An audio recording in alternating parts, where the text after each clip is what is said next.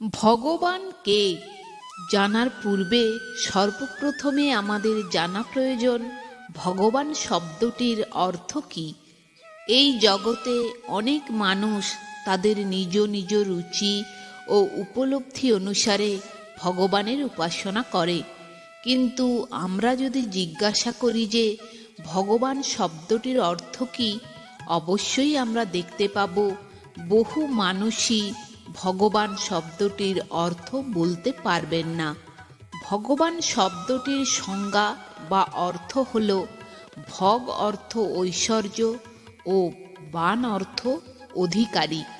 ঠিক যেভাবে যার সুন্দর রূপ আছে আমরা তাকে বলি রূপবান, যার ধন আছে তাকে বলি ধনবান, আর যার শক্তি আছে তাকে বলি শক্তিমান। ঠিক তদ্রূপ যিনি ভগ অর্থাৎ